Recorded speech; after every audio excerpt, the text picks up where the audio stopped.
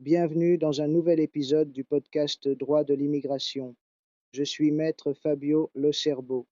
Aujourd'hui, nous parlons du permis de séjour pour stage à travers une importante décision du tribunal administratif régional d'Émilie-Romagne, publiée le 29 juin 2026, rendue dans la procédure inscrite au registre général sous le numéro 632 de l'année 2026.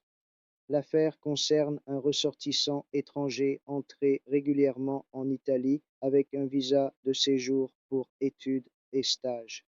Il avait déposé dans les délais sa demande de permis de séjour prévue par l'article 39 bis du texte unique sur l'immigration. Le stage s'est déroulé normalement, a été mené à son terme avec succès et, par la suite, l'intéressé a même obtenu un contrat de travail à durée indéterminée. Malgré cela, la questure de Bologne a rejeté sa demande de permis de séjour.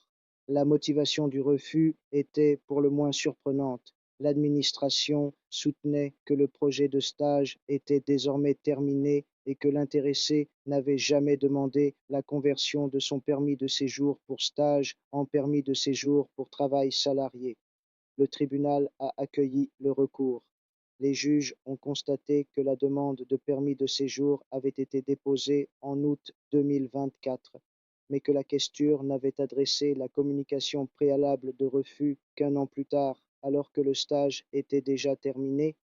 Selon le tribunal, l'administration ne peut pas justifier un refus en invoquant l'expiration du stage lorsque c'est précisément son propre retard qui a empêché la délivrance du permis pendant la période de validité du projet de formation. La décision aborde également une autre question particulièrement importante. La questure reprochait au requérant de ne pas avoir demandé la conversion de son permis de séjour en permis pour travail salarié. Mais le tribunal rappelle un principe qui relève d'abord du bon sens avant même du droit. La conversion n'est possible que si le permis de séjour pour stage a effectivement été délivré. Si ce permis n'a jamais été accordé en raison du retard de l'administration, le demandeur ne peut pas être sanctionné pour ne pas avoir présenté une demande qu'il lui était matériellement impossible de déposer. Pour toutes ces raisons, le tribunal a annulé la décision de refus et a ordonné à l'administration de réexaminer la demande. Cette décision réaffirme un principe fondamental.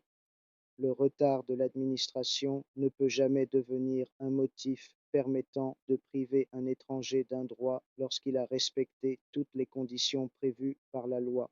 Merci d'avoir écouté cet épisode du podcast Droit de l'immigration.